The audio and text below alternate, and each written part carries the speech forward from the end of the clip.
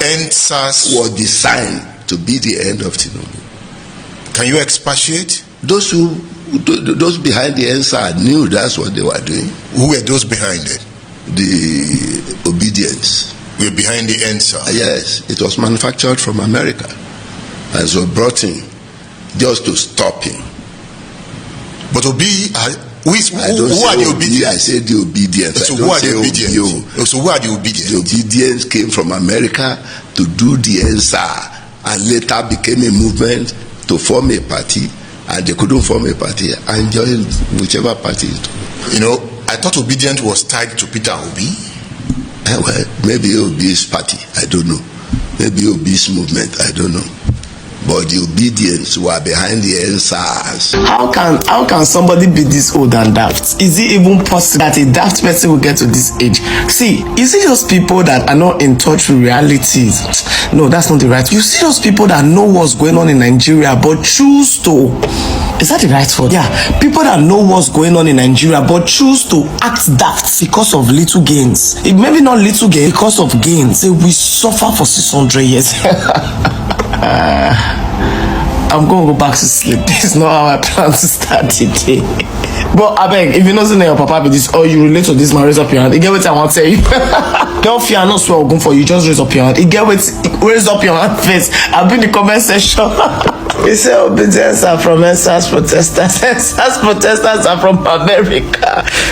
So now for America, police be they brutalize youth. Now for America, now all those things what they complain about be they happen. Wow, I speak for your own face. With all due respect. Nigeria, it go tell us so, because these are the people that are supposed to be speaking for us. Like, hope this man picking really. Now you are one or two. If you know something like your papa, if you don't raise your hand, don't go kill you. Please raise your hand. Identify in the comment section. I have something to say. The obedience are behind the Endsarz. The Endsarz movement. I mean, I've never. He said Endsarz. If you were listening properly. Dr. Mati, let me just give you the floor here. Can you respond to some of these comments that will come to you? Chief Bisi Akande, former APC chairman, former governor of Osun State, now alleging that is the obedient movement that was behind the Endsarz. Well, when you allege, you prove. You must prove. That's the principle. But in that interview, the journalist interviewing him, his name is Edmond Obilo. Right. Edmond didn't ask him, does he have any proof? So it's not enough to just make an allegation that it's obedience that were behind Endsarz. We were all here. We all analyzed hashtag Endsarz. It was a protest by Nigerian youths, and it didn't have a tag of obedience, who were saying that police brutality must end. And part of their demands included improving the conditions, the welfare of policemen. Absolutely. The matter may have gone out of hand, but I think it will amount to unnecessary labeling and persecution to say that, oh, it was a political thing. But of course, Chief Bisi Akande is an ally of President Tinubu. The summum bonum of what he was saying is that, oh, people are fighting Tinubu, and each time they fail him, they failed. Each time they fight him, they fail. I don't think that, the allegation is standing on terra fauna. It's not strong enough. Tinubu is now the president. Oh yes, he is. You're happy, right? That I have. You're happy? Oh, very happy. I instigated him. I encouraged him. I worked for it. You instigated him? Oh yes. You told him go for it? Oh yes. Somebody called me, come, oh, there is trouble. And I was in Lagos. What is the trouble? They say anybody that talks to him about presidency, he was quarreling with them. When this one talk about that, anybody that mentioned, he was quarreling with them. And then I met him. And he said, Baba, do you have money? If I had the kind of money that people have to be president, I will rank with Dangote. Tinubu was saying that? Yes, to me. When was this? Well, sometimes shortly before COVID. Shortly before Endsarz. The same Tinubu everybody is saying is the owner of Lagos in terms of money? Yeah, that's what he said to me. That he have money? Yes, that's what he said to me. And I said, look, we don't want you to be president because of you. You are unimportant in this matter. But that in Yoruba tradition, when you want to worship the deity, you take the fattest animal or the biggest yam to worship the deity. Yoruba wants to be president, and you are the one we have now. It is to sacrifice you so that we can have president, not for you to be anything. What did he say? He didn't know what to say. He was looking at me as if I was sick or something. He didn't say anything. He was just sober. But he told us that becoming the president was his lifetime ambition. Yes, I don't know, but at that time, people called me, many people, they called me, come, there's trouble. And I went. And he listened to you. He listened. And where he asked questions, he said, okay, Baba, you now say I should run. He calls you Baba? Yes. He said, now you say I should run. What about this, my leg? You know, he's having a bad leg. You know, arthritis. I said, go and do it. There's sick time. Go and do it. You heal in 6 months. And then you start walking again.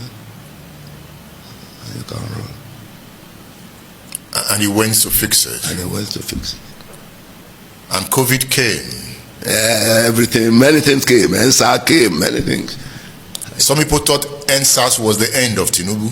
Endsarz was aimed to be the end of Tinubu. Did you say that? Yes. Endsarz was designed to be the end of Tinubu. Can you expatiate? Those behind the Endsarz knew that's what they were doing. Who were those behind it? The what do you call them? The obedience.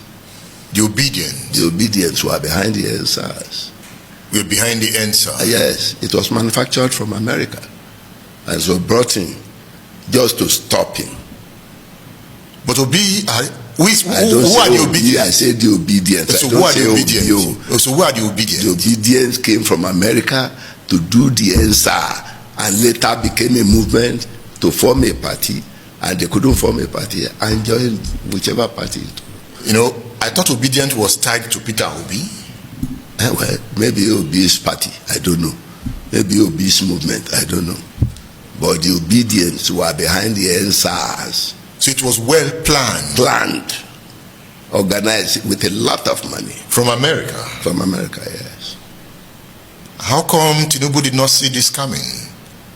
Well, not every ambush is detected. Not every ambush is dictated. No. You see, I want to read from your book.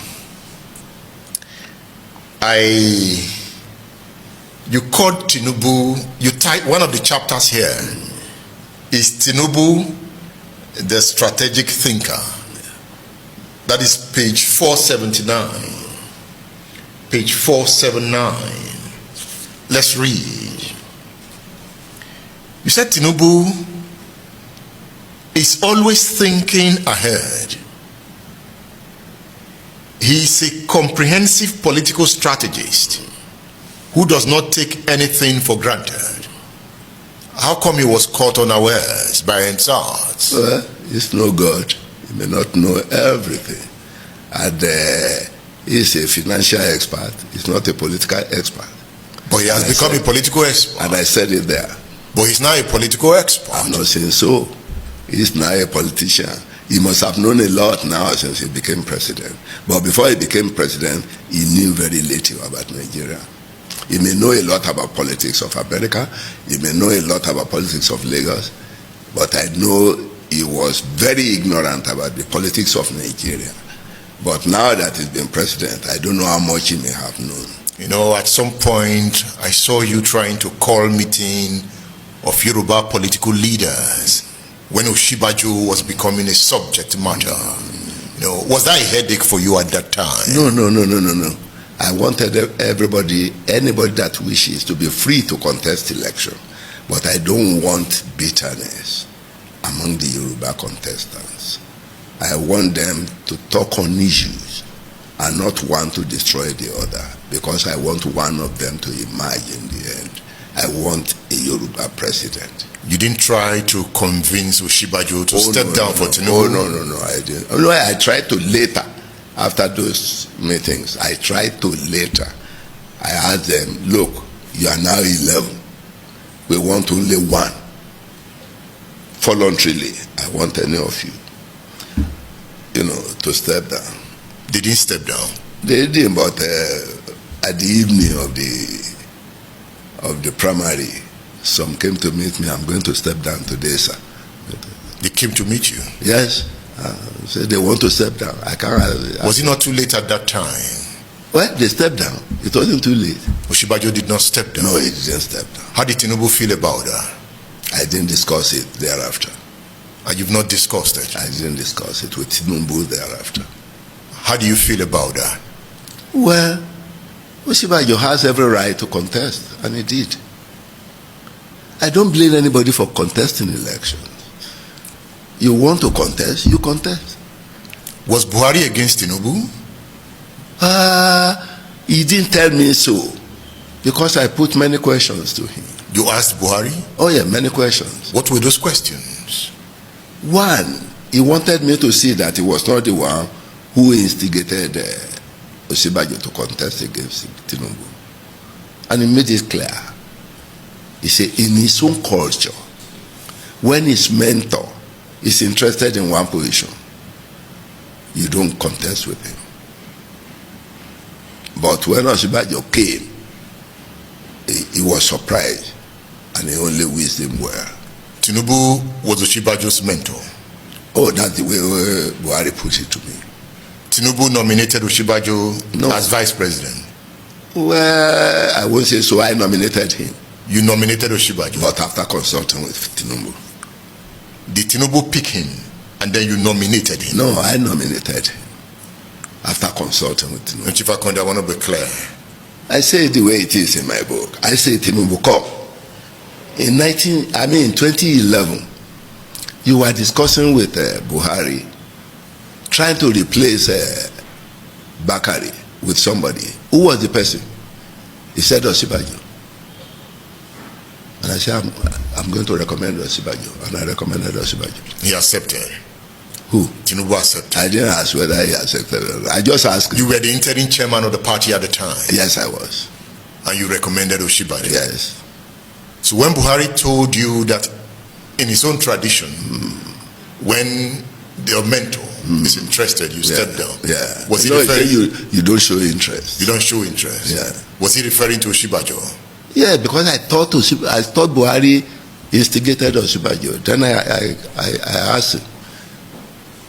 So what was the second question you asked him? The second question I asked him was, when I was national chairman, I composed the campaign council. I made Buhari the chairman. I made Tinubu the vice chairman. When Buhari wanted to contest the second term, I was no longer in the scene. Buhari was the chairman, Tinubu was co-chairman. I think you remember. Yeah. Then I asked him, you must have seen something good in him that made you were already a president. You wanted to do second term.